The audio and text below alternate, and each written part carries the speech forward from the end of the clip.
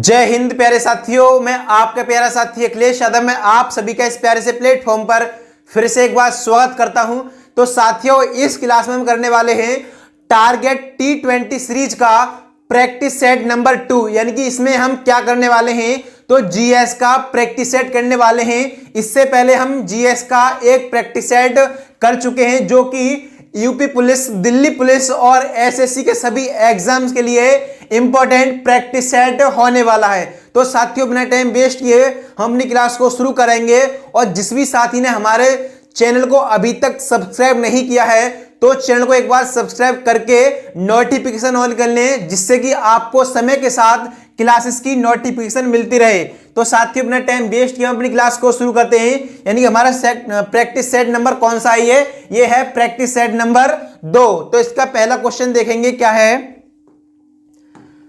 पहला क्वेश्चन है, सिंधु सभ्यता के इनमें से किस स्थल से जलाशयों के साक्ष्य मिले हैं। ऑप्शन नंबर ए है कालीबंगा, जो कि कहां पर है, यह है राजस्थान में। ऑप्शन नंबर बी है धौलावीरा। ऑप्शन नंबर सी है कोट दीजी। ऑप्शन नंबर डी है लोथल। तो सभी साथी बताएंगे इसका करेक्ट आंसर क्या होगा। यानी कालीबंगा कहां पर है, कालीबंगा है राजस्थान राज्य में, धौलावीरा गुजरात में, और लोथल कहां पर है, लोथल भी गुजरात में है। जबकि कोट दीजी जो है वो कहां पर है, वो है पाकिस्तान में। क्या है, पाकिस्तान में। तो साथियों, हमसे पूछा गया सिंधु सभ्यता के इनमें से किस स्थल से जलाशयों के साक्ष्य मिले हैं। तो इसका करेक्ट आंसर होगा ऑप्शन नंबर बी, क्या हो जाएगा, धौलावीरा। क्या होगा, धौलावीरा। इस आंसर क्वेश्चन का करेक्ट आंसर हो जाएगा। तो यहां लिखा हुआ है धौलावीरा स्थल गुजरात राज्य में स्थित है। कहां पर है धौलावीरा, तो यह है गुजरात राज्य में स्थित है। उसके बाद दे रखा है कोट दीजी के बारे में। कोट दीजी, इस स्थल से कांसे की चपटे, फलक वाली कुल्हाड़ी के साक्ष्य मिले हैं। यह स्थल कहां पर है, यह है पाकिस्तान में। कहां है, पाकिस्तान देश के सिंध राज्य में स्थित है। उसके बाद दे रखा लोथल के बारे में। लोथल, इस स्थल से 3 युगल समाधियों के साक्ष्य मिले हैं। यह स्थल कहां पर है, गुजरात राज्य में स्थित है। कहां है, गुजरात राज्य में स्थित है। उसके बाद नेक्स्ट हम देखेंगे। नेक्स्ट है मोहनजोदड़ो नाम का अर्थ किस भाषा में मृतकों का टीला है या कहा जाता है। तो ऑप्शन नंबर ए है फारसी भाषा में। ऑप्शन नंबर बी है उर्दू। ऑप्शन नंबर सी है हिंदी। ऑप्शन नंबर डी है सिंधी। तो सभी साथी बताएंगे इसका करेक्ट आंसर क्या हो जाएगा। तो इसका करेक्ट आंसर जो होगा ऑप्शन नंबर डी, क्या हो जाएगा, सिंधी भाषा में मोहनजोदड़ो के लिए क्या कहा जाता है, तो मृतकों का टीला। क्या कहा जाता है, मृतकों का टीला। यहां लिखा हुआ है मोहनजोदड़ो को सिंधु घाटी सभ्यता का सबसे बड़ा स्थल माना जाता है। क्या माना जाता है, मोहनजोदड़ो को सिंधु घाटी सभ्यता का सबसे बड़ा स्थल माना जाता है। वर्तमान में मोहनजोदड़ो की स्थिति पाकिस्तान में। कहां है मोहनजोदड़ो, तो पाकिस्तान के सिंध राज्य में अभी मोहनजोदड़ो स्थित है। मोहनजोदड़ो से विशाल स्नानागार के अवशेष मिले हैं या प्राप्त हुए हैं। मोहनजोदड़ो सिंधु नदी के तट पर स्थित है। कहां पर है मोहनजोदड़ो, तो मोहनजोदड़ो जो है वो पाकिस्तान के सिंध राज्य के सिंधु नदी के तट पर स्थित है। उसके बाद नेक्स्ट हम देखेंगे। नेक्स्ट क्वेश्चन है हमारा, लोथल नामक प्राचीन हड़प्पा शहर किस राज्य में स्थित है। तो सभी साथी बताएंगे इसका करेक्ट आंसर क्या हो जाएगा। ऑप्शन नंबर ए है Uttar Pradesh. Option number B है पंजाब। ऑप्शन नंबर सी है गुजरात। ऑप्शन नंबर डी है राजस्थान। तो सभी साथी बताएंगे इसका करेक्ट आंसर क्या हो जाएगा। तो इसका करेक्ट आंसर जो होगा ऑप्शन नंबर बी, क्या हो जाएगा, ऑप्शन नंबर बी। यानी कि जो लोथल नामक प्राचीन हड़प्पा शहर है वो गुजरात राज्य में स्थित है। धौलावीरा भी कहां पर है, वो भी गुजरात राज्य में स्थित है। और क्या यहां पर, और हमने एक शहर और पढ़ा था, वो आप बताएंगे कमेंट में क्या पढ़ा था। यानी कि जो कालीबंगा है वो कहां पर है, ये है कहां पर, ये है वहां पर, मतलब राजस्थान में। तो सभी साथियों ने बताया होगा, यानी गुजरात राज्य, यानी कि ये इसका करेक्ट आंसर होगा। क्या होगा, गुजरात राज्य। लोथल नामक प्राचीन हड़प्पा शहर किस राज्य में स्थित है, तो इसका करेक्ट आंसर जो हो जाएगा ऑप्शन नंबर सी, क्या हो जाएगा, गुजरात। यहां लिखा हुआ है हड़प्पा का प्राचीन शहर लोथल भारत के गुजरात राज्य में, किसमें, गुजरात राज्य में स्थित है। लोथल को हड़प्पा सभ्यता का डाक यार्ड या जहाजों की गोदी भी कहा जाता है। क्या कहा जाता है, लोथल को जहाजों की गोदी या डाक यार्ड के नाम से जाना जाता है। उसके बाद नेक्स्ट हम देखेंगे, नेक्स्ट क्वेश्चन है सिंधु घाटी सभ्यता का सबसे पहले खोजा गया, क्या सबसे पहले खोजा गया स्थल कौन सा था, तुम्हें बताना है कौन सा ऐसा स्थल है सिंधु घाटी सभ्यता का जो सबसे पहले या सर्वप्रथम खोजा गया था। ऑप्शन नंबर ए है लोथल, ऑप्शन नंबर बी है कालीबंगन या कालीबंगा, ऑप्शन नंबर सी है मोहनजोदड़ो, ऑप्शन नंबर डी है हड़प्पा। तो सभी साथी बताएंगे इसका करेक्ट आंसर क्या हो जाएगा, तो सभी साथी बताएंगे इसका करेक्ट आंसर क्या है। इसका करेक्ट आंसर जो हो जाएगा ऑप्शन नंबर डी, क्या हो जाएगा, ऑप्शन नंबर डी, यानी कि हड़प्पा जो है वो सिंधु घाटी सभ्यता का सबसे पहले खोजा गया स्थल था। यहां दे रखा है हड़प्पा स्थल की खोज सन 1921 ईस्वी में राय बहादुर दयाराम साहनी ने की थी। किसने की थी, राय बहादुर दयाराम साहनी जी ने हड़प्पा स्थल की खोज 1921 ईस्वी में की थी। उसके बाद दे रखा है हड़प्पा स्थल रावी नदी के तट पर स्थित है। हड़प्पा स्थल कहां पर है, कौन सी नदी के तट पर है, तो रावी नदी के तट पर हड़प्पा नामक स्थल स्थित है। उसके बाद दे रखा है मोहनजोदड़ो के बारे में। मोहनजोदड़ो को इसका शाब्दिक अर्थ है मृतकों का टीला। क्या कहा जाता है इसको, मृतकों का टीला।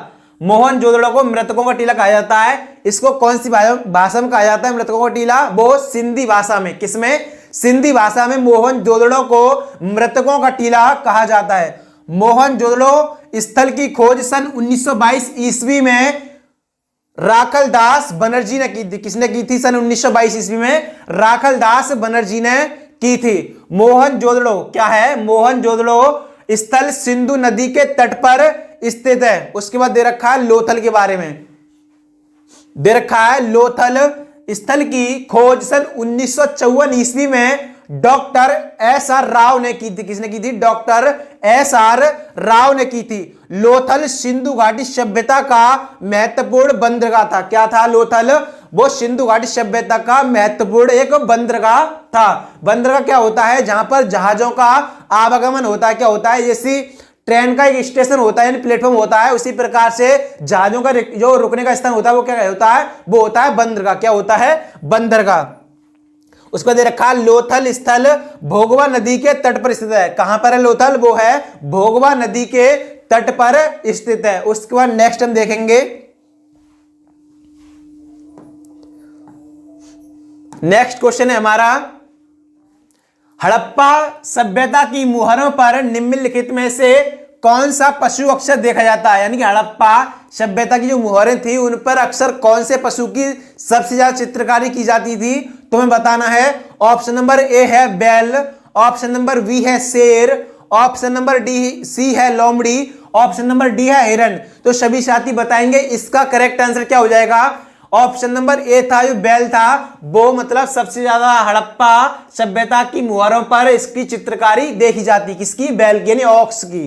यहां दे रखा है हड़प्पा सभ्यता की मुहरों पर बैल के अतिरिक्त बाघ, गेंडा, हाथी, बकरी, हिरण तथा भेड़ आदि पशुओं के चित्र भी देखे जाते थे, लेकिन सबसे ज्यादा जो देखे जाते वो बैल के। किसके, बैल के। यानी कि ज्यादातर अक्सर कुल मिलाकर क्या है, सबसे ज्यादा जो चित्रकारी किन पशुओं की देखी जाती है वो बैल की देखी जाती थी। हड़प्पा सभ्यता की मुहरों का आकार त्रिभुजाकार, आयताकार, वृत्ताकार तथा वर्गाकार था। किस प्रकार का था, जो मतलब हड़प्पा सभ्यता की मुहरें थी वो वर्गाकार थी। और क्या थी, त्रिभुजाकार, आयताकार और वृत्ताकार। उसके बाद नेक्स्ट हम देखेंगे, नेक्स्ट क्वेश्चन क्या है हमारा।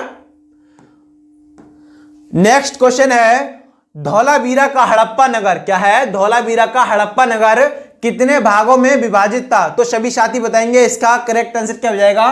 ऑप्शन नंबर ए है 3 भागों में, ऑप्शन नंबर बी है 5 भागों में, ऑप्शन नंबर सी है 4 भागों में, ऑप्शन नंबर डी है 2 भागों में। तो सभी साथी बताएंगे इसका करेक्ट आंसर क्या हो जाएगा। तो इसका करेक्ट आंसर जो हो जाएगा ऑप्शन नंबर ए, क्या हो जाएगा 3 भागों में। कितने भागों में? 3 भागों में। इन धौलावीरा का हड़प्पा नगर 3 भागों में विभाजित था या बटा हुआ था। यहां दे रखा है धौलावीरा पश्चिमी भारत के गुजरात राज्य में कच्छ जिले के भचाऊ तालुका के खादरवेट में स्थित एक पुरातात्विक स्थल है। क्या है? पुरातात्विक स्थल है। धौलावीरा शहर 3 भागों में विभाजित था, जो यहां निम्नलिखित दे रखे। नंबर 1 दे रखा है राजा या शासक का राजमहल, जो सबसे ऊंचाई पर होता था। यह चारों ओर से मजबूत किलेबंदी से घिरा हुआ था तथा इस किले में 4 द्वार होते थे। कितने द्वार होते थे? 4 द्वार होते थे। दूसरा दे रखा है अन्य अधिकारियों का निवास स्थान, जिसमें एक सुरक्षात्मक दीवार भी होती थी, जिसमें 2 से 5 कमरे होते थे। तीसरा दे रखा है आम शहरवासियों के ईंट से बने घर होते थे। क्या होते थे?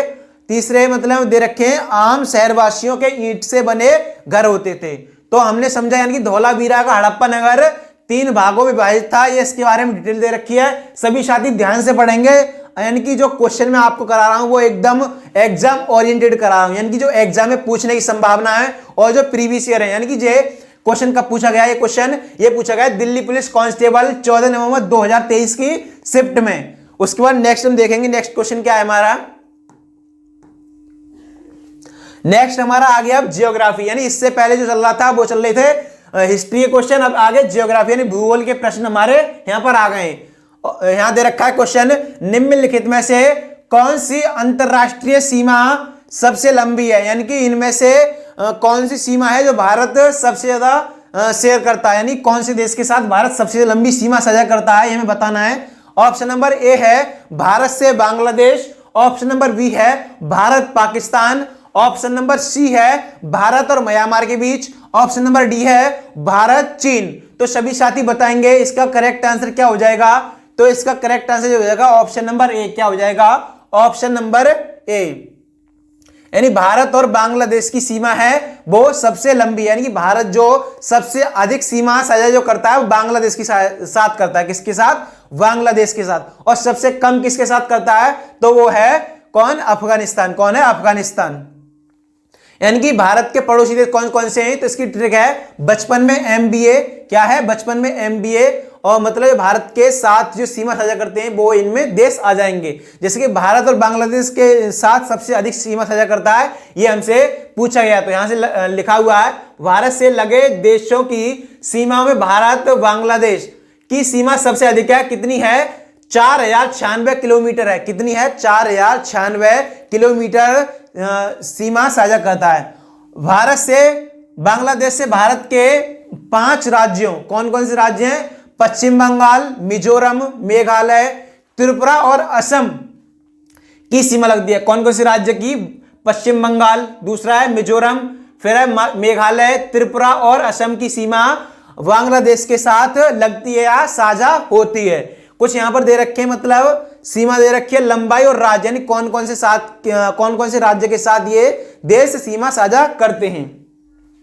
तो भारत और पाकिस्तान के बीच में कितनी लंबाई है? वो है 3323 किलोमीटर सीमा। कितनी है? और ये कौन कौन से राज्य से मतलब सीमा साझा करता है? तो वो है जम्मू एवं कश्मीर, जो कि केंद्र शासित प्रदेश है भारत का। दूसरा दे रखा है गुजरात राज्य, उसके बाद है राजस्थान, पंजाब और लद्दाख के साथ पाकिस्तान अपनी सीमा साझा करता है। उसके बाद दे रखा है भारत और म्यांमार के बीच कितनी सीमा है? वो है 1643 किलोमीटर। कितनी है? 1643 किलोमीटर। ये कौन कौन से राज्य के साथ अपनी सीमा साझा करता है? तो इसमें दे रखे हैं अरुणाचल प्रदेश, नागालैंड, मिजोरम और मणिपुर के साथ भारत म्यांमार की सीमा साझा होती है। उसके बाद दे रखा है भारत और चीन के बीच में, भारत और चीन के बीच में कितनी दूरी है, मतलब कितने किलोमीटर सीमा साझा करता है? वो है 3488 किलोमीटर। भारत और मतलब चीन के बीच में कौन सी रेखा है? वो है मैकमोहन रेखा। कौन सी है? मैकमोहन रेखा भारत और चीन के बॉर्डर को अलग करती है। ये चीन मतलब किस किस देश से, मतलब किस किस राज्य से सीमा साझा करता है? वो है मतलब लद्दाख, जो कि भारत का एक केंद्र शासित प्रदेश है। दूसरा दे रखा है हिमाचल प्रदेश, तीसरा है उत्तराखंड, फिर है उसके बाद सिक्किम और अरुणाचल प्रदेश, यानी कि इन राज्यों के साथ चीन जो है वो भारत के राज्यों के साथ सीमा साझा करता है। उसके बाद नेक्स्ट हम देखेंगे, नेक्स्ट क्वेश्चन है भारत के उत्तरी छोर से, क्या है, भारत के उत्तरी छोर से दक्षिणी छोर तक दूरी कितनी है, यानी हमें बताना है भारत के उत्तरी छोर से दक्षिणी छोर तक कितनी दूरी है, हमें बताना है। ऑप्शन नंबर ए है 2914 किलोमीटर, ऑप्शन नंबर बी है 3214 किलोमीटर, ऑप्शन नंबर सी है 3785 किलोमीटर, ऑप्शन नंबर डी है 4109 किलोमीटर। तो सभी साथी बताएंगे इसका करेक्ट आंसर क्या हो जाएगा। तो इसका करेक्ट आंसर जो हो जाएगा ऑप्शन नंबर वी क्या हो जाएगा, ऑप्शन नंबर वी क्या होगा, 3214 किलोमीटर। कितनी है, 3214 किलोमीटर। यहां दे रखा है भारत के उत्तरी छोर से दक्षिणी छोर तक की दूरी लगभग 3214 किलोमीटर। कितनी, 3214 किलोमीटर है। भारत की पूर्वी छोर से पश्चिमी छोर तक की दूरी कितनी है, वो लगभग 2933, कितनी है, 2933 किलोमीटर है। जबकि क्या दे रखा था, उत्तरी छोर से दक्षिणी छोर तक की वो थी 3214 किलोमीटर। उसके बाद दे रखा है यहां पर भारत की स्थलीय सीमा की लंबाई लगभग 15,200 किलोमीटर। कितनी है, भारत की स्थलीय सीमा की लंबाई वो है 15,200 किलोमीटर। उसके बाद है भारत देश की कुल तटीय सीमा द्वीपों सहित लगभग कितनी है, 7,516.6 किलोमीटर है। भारत का कुल भौगोलिक क्षेत्रफल 32,87,263 वर्ग किलोमीटर या किलोमीटर स्क्वायर है, जो कि विश्व के कुल क्षेत्रफल का कितना परसेंट है, वो कितना है, 2.4% विश्व के कुल क्षेत्रफल का यह भाग मतलब भारत में है। उसके बाद देखेंगे नेक्स्ट क्वेश्चन क्या है हमारा। नेक्स्ट क्वेश्चन है हमारा, निम्नलिखित में से कौन सा राज्य ओडिशा के साथ सीमा साझा नहीं करता है। ऑप्शन नंबर ए है छत्तीसगढ़, ऑप्शन नंबर बी है झारखंड, ऑप्शन नंबर सी है बिहार, ऑप्शन नंबर डी है पश्चिम बंगाल। तो सभी साथी बताएंगे बिहार को किस रूप में जाना जाता है, यानी कि बिहार का उपनाम क्या है, बिहार को ज्ञान की भूमि के रूप में जाना जाता है। तो सभी साथी बताएंगे इसका करेक्ट क्या हो गया। तो हमारा बिहार जो है वो ओडिशा राज्य के साथ सीमा साझा नहीं करता है, यानी कि इसका करेक्ट आंसर हो जाएगा ऑप्शन नंबर सी क्या हो जाएगा, ऑप्शन नंबर सी। और डी ऑप्शन था पश्चिम बंगाल। तो इसका करेक्ट आंसर हमसे पूछा गया था ऐसा कौन सा राज्य है इनमें से जो मतलब ओडिशा राज्य के साथ सीमा साझा नहीं करता है, तो वो था बिहार। क्या है, बिहार। ओडिशा 4 राज्यों झारखंड, पश्चिम बंगाल, छत्तीसगढ़ और आंध्र प्रदेश से सीमा साझा करता है, जबकि झारखंड जो है वो 5 राज्यों बिहार, उत्तर प्रदेश, छत्तीसगढ़, ओडिशा, पश्चिम बंगाल से सीमा साझा करता है। किन किन राज्यों से झारखंड करता है, वो है 5 राज्यों से। कौन कौन से राज्य हैं, वो हैं बिहार, उत्तर प्रदेश, छत्तीसगढ़, ओडिशा, पश्चिम बंगाल। क्या है, पश्चिम बंगाल से सीमा साझा करता है। उसके बाद नेक्स्ट हम देखेंगे नेक्स्ट क्वेश्चन क्या है हमारा। नेक्स्ट क्वेश्चन है हमारा, निम्नलिखित में से कौन सा राज्य मध्य प्रदेश के साथ अपनी सीमा साझा नहीं करता। ऐसा कौन सा राज्य है इनमें से जो मध्य प्रदेश राज्य के साथ अपनी सीमा साझा नहीं करता है। ऑप्शन नंबर ए है गुजरात, तो गुजरात तो इनमें से करता है। ऑप्शन नंबर बी दे रखा है ओडिशा, ऑप्शन नंबर सी दे रखा है Uttar Pradesh, option number D है राजस्थान। तो सभी साथी बताएंगे इसका करेक्ट आंसर क्या हो जाएगा। तो इसका करेक्ट आंसर जो होगा ऑप्शन नंबर वी क्या हो जाएगा, ऑप्शन नंबर वी, यानी कि ओडिशा जो है वो मध्य प्रदेश के साथ अपनी सीमा साझा नहीं करता है। किसके साथ, ओडिशा के साथ, या जिसे उड़ीसा भी कहते हैं। क्या कहते हैं, ओडिशा को उड़ीसा भी से कहा जाता है। दे रखा है मध्य प्रदेश से सीमा साझा करने वाले राज्य हैं उत्तर प्रदेश, छत्तीसगढ़, महाराष्ट्र, गुजरात और राजस्थान। यानी कौन कौन से राज्य हैं, एक तो उत्तर प्रदेश है, दूसरा छत्तीसगढ़, गुजरात, राजस्थान और क्या है, महाराष्ट्र। मध्य प्रदेश में सबसे ज्यादा बाघ पाए जाते हैं, यानी कि मध्य प्रदेश में किसके लिए मध्य प्रदेश जाना जाता है, वो सबसे ज्यादा बाघ जो पाए जाते हैं वो मध्य प्रदेश में पाए जाते हैं। मध्य प्रदेश को शॉर्ट में बोलते हैं एमपी। क्या बोलते हैं, एमपी। इसलिए इसे बाघ राज्य भी कहा जाता है। क्या कहा जाता है इसे? किस राज्य के रूप में जाना जाता है? बाघ राज्य के रूप में। किसके रूप में? वाघ यानी टाइगर सबसे ज्यादा यहां पर पाए जाते हैं। भारत की सबसे बड़ी हीरे की खान पन्ना मध्य प्रदेश में स्थित है। क्या है? हीरे की सबसे बड़ी खान है वो कहां पर है? वो मध्य प्रदेश में। कौन कहां पर है? वो है पन्ना में। कहां है? पन्ना में। उसके बाद नेक्स्ट हम देखेंगे, नेक्स्ट क्वेश्चन है हमारा, सभी साथी तक क्वेश्चन देखेंगे। मैं पानी पी लेता हूं 1 मिनट।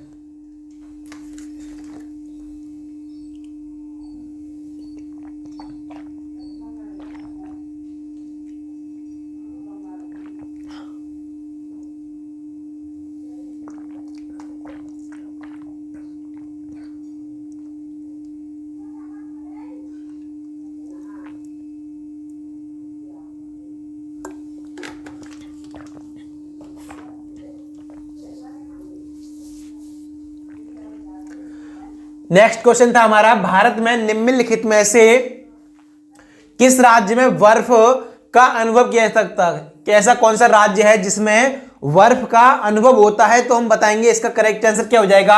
ऑप्शन नंबर ए है उत्तराखंड, ऑप्शन नंबर बी है तमिलनाडु, ऑप्शन नंबर सी है राजस्थान, ऑप्शन नंबर डी है गुजरात। तो इनमें से बताना है ऐसा कौन सा राज्य है जिसमें बर्फ का अनुभव किया जा सकता है।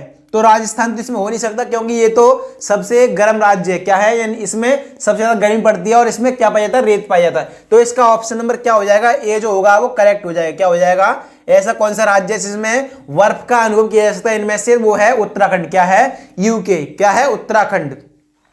याद रखा है उत्तराखंड राज्य जो बना है वो किससे बना है? वो कौन से राज्य से बना है? वो है मतलब उत्तर प्रदेश के कुछ जिलों को काटकर उत्तराखंड राज्य का गठन किया गया। क्या किया गया है? इसका गठन किया गया है। इसकी राजधानी जो है वो कहां बनाई गई है? वो है देहरादून। क्या है? देहरादून। इसकी स्थापना 9 नवंबर सन 2000 को हुई थी। अन्य 3 राज्य जो कि तमिलनाडु, गुजरात तथा राजस्थान में बर्फबारी नहीं होती है। यानी कि ऐसे तमिलनाडु, गुजरात तथा राजस्थान है जिसमें बर्फबारी यानी बर्फ नहीं गिरता है। उसके बाद नेक्स्ट हम देखेंगे, नेक्स्ट क्वेश्चन है हमारा, निम्नलिखित में से क्या भारतीय अर्थव्यवस्था के प्राथमिक क्षेत्र का भाग नहीं है? तो सभी साथी बताएंगे इसमें से क्या इसका करेक्ट आंसर जो होगा वो हो जाएगा। यह हमसे पूछा गया है, निम्नलिखित में से क्या भारतीय अर्थव्यवस्था के प्राथमिक क्षेत्र का भाग नहीं है? इनमें से कौन है जो प्राथमिक क्षेत्र का भाग नहीं है? तो सभी साथी बताएंगे इसका करेक्ट आंसर क्या हो जाएगा। ऑप्शन नंबर ए है रेलवे, ऑप्शन नंबर बी है डेयरी, ऑप्शन नंबर सी है वानिकी, ऑप्शन नंबर डी है खनन। तो इसका करेक्ट आंसर जो हो जाएगा ऑप्शन नंबर ए। क्या हो जाएगा? ऑप्शन नंबर ए। यानी कि रेलवे जो है वो कौन से मतलब क्षेत्र का वो है हिस्सा? तो ये है तृतीय क्षेत्र। क्या है? तृतीय क्षेत्र। डेयरी, वानिकी और खनन जो है वो प्राथमिक क्षेत्र में आते हैं। उसके बाद इनका द्वितीय क्षेत्र भी होता है। द्वितीय क्षेत्र में इनकी मतलब कोई भी चीज उत्पादित करने के बाद उसकी पैकिंग वगैरह होती है। और सेवा क्षेत्र में जैसे कि बैंकिंग आ जाएगा, रेलवे आ जाएगा, यानी परिवहन आ जाएगा, वो सभी तृतीय क्षेत्र में आते हैं। भारतीय रेलवे अर्थव्यवस्था के प्राथमिक क्षेत्र का हिस्सा नहीं है। क्या है? भारतीय रेलवे जो है वो अर्थव्यवस्था के प्राथमिक क्षेत्र का हिस्सा नहीं है, यह है तृतीय क्षेत्र का हिस्सा है। क्या है? तृतीय क्षेत्र का एक हिस्सा है। रेलवे, बैंकिंग, होटल, शिक्षा आदि अर्थव्यवस्था के तृतीय क्षेत्र में आते हैं। किस में आते हैं? तृतीयक क्षेत्र में आते हैं। प्राथमिक क्षेत्र में कच्चे माल का उत्पादन या निष्कर्षण जैसी गतिविधियां शामिल होती हैं। क्या क्या होती है इसमें प्राथमिक क्षेत्र में? यानी कि एक तो उत्पादन होता है, दूसरा मतलब क्या होता है? दूसरा निष्कर्षण जैसी गतिविधियां शामिल होती हैं। प्राथमिक क्षेत्र में शामिल गतिविधियां कृषि, डेयरी, खनन, मछली पालन, पशुपालन, मुर्गी पालन आदि हैं। प्राथमिक क्षेत्र को कृषि से संबंधित क्षेत्र भी कहा जाता है। क्या कहा जाता है? प्राथमिक क्षेत्र को कृषि से संबंधित क्षेत्र माना जाता है, या इसमें जो होता है वो उत्पादन होता है। उसके बाद सेकंड या द्वितीय क्षेत्र जो होता है उसमें होता है यानी कि कोई भी उत्पादित चीज हो गई उसकी पैकिंग वगैरह होती है। तृतीय में मतलब परिवहन होता है, वो आ जाता है, जैसे बैंकिंग आ जाएगा, रेलवे आ जाएगा, और क्या हो जाएगा मतलब जैसे अलग अलग इसमें क्षेत्र है। सेवा क्षेत्र होता है वो तृतीय क्षेत्र होता है। उसके बाद दे रखा है प्राथमिक क्षेत्र को कृषि क्षेत्र से संबंधित भी कहा जाता है। अर्थव्यवस्था के अंतर्गत प्रमुख क्षेत्र प्राथमिक क्षेत्र है, द्वितीय क्षेत्र है, तृतीय क्षेत्र है, चतुर्थक तथा पंचक क्षेत्र आते हैं। उसके बाद नेक्स्ट हम देखेंगे, नेक्स्ट क्वेश्चन क्या है हमारा। नेक्स्ट क्वेश्चन है हमारा, निम्नलिखित में से कौन से कार्यकलाप किसी, यानी कि निम्न में से कौन से कार्यकलाप किसी अर्थव्यवस्था के द्वितीय क्षेत्र से संबंधित है? ऑप्शन नंबर ए है कृषि उपकरण निर्माण, ऑप्शन नंबर बी है बैंकिंग, ऑप्शन नंबर सी है कानूनी परामर्श, ऑप्शन नंबर डी है चाय बागान। तो सभी साथी बताएंगे इसका करेक्ट आंसर क्या हो जाएगा। इनकी इसका करेक्ट आंसर जो होगा ऑप्शन नंबर ए क्या हो जाएगा, ऑप्शन नंबर ए क्या हो जाएगा, कृषि उपकरण निर्माण। यानी कि द्वितीय क्षेत्र में क्या होता है, किसी भी चीज को मतलब यानी कि जो कृषि में काम आने वाले कुछ उपकरण होते हैं उनका निर्माण जो है वो कौन से क्षेत्र में आ जाएगा, वो आ जाएगा द्वितीय क्षेत्र में। किससे, द्वितीय क्षेत्र में। यानी दे रखा है द्वितीय क्षेत्र में मानव गतिविधियों, कच्चे माल को उत्पादों या वस्तुओं में परिवर्तित करती है। यह क्षेत्र उद्योगों से जुड़ा हुआ है। किससे, उद्योग यानी इंडस्ट्री से जुड़ा हुआ होता है, इसलिए इसे औद्योगिक क्षेत्र भी कहा जाता है। क्या कहा जाता है द्वितीय क्षेत्र को, तो इसे औद्योगिक क्षेत्र कहा जाता है। क्या कहा जाता है, औद्योगिक क्षेत्र, इंडस्ट्रियल एरिया कहा जाता है। कृषि उपकरण निर्माण द्वितीय क्षेत्र से संबंधित है। द्वितीय क्षेत्र की गतिविधियों में लगे लोगों को ब्लू कॉलर श्रमिक कहा जाता है। क्या कहा जाता है, ब्लू कॉलर श्रमिक कहा जाता है। इसके बाद नेक्स्ट हम देखेंगे, नेक्स्ट है भारतीय अर्थव्यवस्था में प्रयुक्त प्रणाली कौन सी है, यानी इनमें से कौन सी जो प्रणाली है वो भारतीय अर्थव्यवस्था में प्रयुक्त होती है। तो सभी साथी बताएंगे इसका करेक्ट आंसर क्या हो जाएगा। ऑप्शन नंबर ए है सार्वजनिक क्षेत्र, ऑप्शन नंबर बी है पूंजी अर्थव्यवस्था, ऑप्शन नंबर सी है निजी क्षेत्र, ऑप्शन नंबर डी है मिश्रित अर्थव्यवस्था। तो इसका करेक्ट आंसर जो होगा ऑप्शन नंबर डी क्या हो जाएगा, ऑप्शन नंबर डी। यानी कि इसमें पूछा था भारतीय अर्थव्यवस्था में प्रयुक्त प्रणाली कौन सी है, इनमें से वो था मिश्रित अर्थव्यवस्था। क्या था, मिश्रित अर्थव्यवस्था। भारत को मिश्रित अर्थव्यवस्था का एक उदाहरण माना जाता है। क्या माना जाता है, भारत को मिश्रित अर्थव्यवस्था का एक उदाहरण यानी एग्जाम्पल माना जाता है, क्योंकि निजी और सार्वजनिक क्षेत्र सह अस्तित्व में है और देश अंतरराष्ट्रीय व्यापार का लाभ उठाता है। क्या उठाता है, व्यापार का लाभ उठाता है। भारत की अर्थव्यवस्था एक मध्यम आय विकासशील अर्थव्यवस्था है। क्या है, विकासशील अर्थव्यवस्था है। यह सकल घरेलू उत्पाद के अनुसार दुनिया की 5वीं सबसे बड़ी अर्थव्यवस्था है और क्रय शक्ति क्षमता के अनुसार तीसरी सबसे बड़ी अर्थव्यवस्था। क्या है, तीसरी सबसे बड़ी क्रय के अनुसार है। यानी कि भारत कौन से नंबर पर, यहां पर यह है तीसरे पर, और मतलब सकल घरेलू उत्पाद के अनुसार दुनिया की 5वीं सबसे बड़ी अर्थव्यवस्था है। नेक्स्ट हम देखेंगे, नेक्स्ट क्वेश्चन है हमारा, निम्नलिखित में से कौन सा क्षेत्र भारत की जीडीपी यानी कि ग्रॉस, ये क्या है, जीडीपी में सर्वाधिक योगदान देता है। ऑप्शन नंबर ए है प्राथमिक क्षेत्र, ऑप्शन नंबर बी है असंगठित क्षेत्र, ऑप्शन नंबर सी है तृतीय क्षेत्र, ऑप्शन नंबर डी है द्वितीय क्षेत्र। तो सभी साथी बताएंगे इसका करेक्ट आंसर क्या हो जाएगा। तो इसका करेक्ट आंसर जो होगा ऑप्शन नंबर बी क्या हो जाएगा, ऑप्शन नंबर सी क्या हो गया, ऑप्शन नंबर सी यानी कि तृतीय क्षेत्र। क्या है, तृतीय क्षेत्र। वर्तमान में भारत की सकल घरेलू उत्पाद में तृतीय क्षेत्र का योगदान सबसे अधिक है। क्या है, सबसे अधिक जो योगदान होता है वो किसका है, तृतीय क्षेत्र का। किसका है, तृतीय क्षेत्र का। द्वितीय स्थान पर द्वितीय क्षेत्र था, तृतीय स्थान पर प्राथमिक क्षेत्र का योगदान है। किसका है, प्राथमिक क्षेत्र का योगदान जो कौन से स्थान पर, वो है तृतीय का, मतलब तृतीय क्षेत्र तृतीय स्थान पर, और प्राथमिक का मतलब यहां पे हमने बताया तृतीय पे, लेकिन जो तृतीय क्षेत्र का वो कौन से पे, पहले नंबर पे। क्या है, पहले नंबर पे। नेक्स्ट हम देखेंगे, नेक्स्ट क्वेश्चन है हमारा, पदार्थ के घटक अणुओं की गतिज ऊर्जा निम्न के लिए न्यूनतम होती है। हम यहां से हमारे जो था वो अब वैज्ञानिक साइंस के टॉपिक अब शुरू हो गए, यानी कि हमारा ये किसके क्वेश्चन है, ये है केमिस्ट्री क्वेश्चन। पढ़ेंगे हम पदार्थ के घटक अणुओं की गतिज ऊर्जा निम्न के लिए न्यूनतम होती है। तो ऑप्शन नंबर ए है द्रव अवस्था के लिए, ऑप्शन नंबर बी है प्लाज्मा अवस्था के लिए, ऑप्शन नंबर सी है ठोस अवस्था के लिए, ऑप्शन नंबर डी है गैस अवस्था के लिए। तो सभी साथी बताएंगे इसका करेक्ट आंसर क्या हो जाएगा।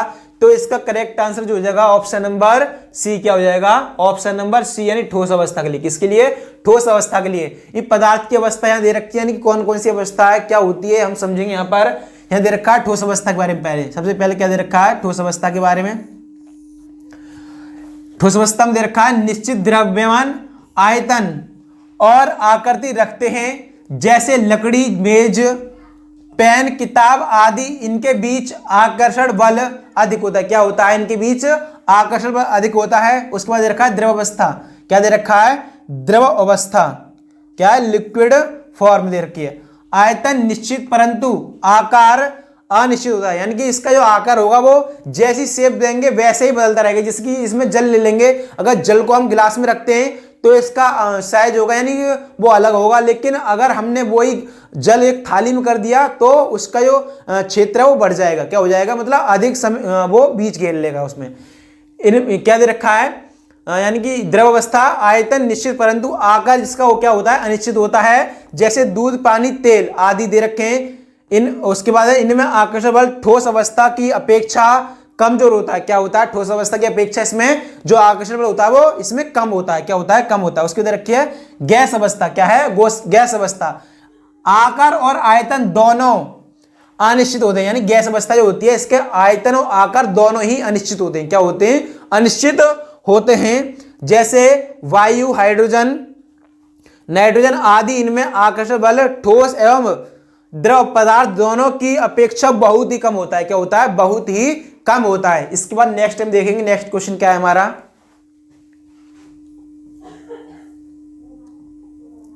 नेक्स्ट क्वेश्चन है किसी ठोस के गलनांक को, क्या है, किसी ठोस के गलनांक को किस प्रकार, क्या है, किस प्रकार परिभाषित किया जाता है। यहां पर हमें क्या बताना है, गलनांक की परिभाषा बतानी है। क्या हो जाएगी, यानी कि वह अधिक, ऑप्शन नंबर ए है, वह अधिकतम तापमान जिस पर वायुमंडलीय दाब पर ठोस पिघलकर द्रव बन जाता है।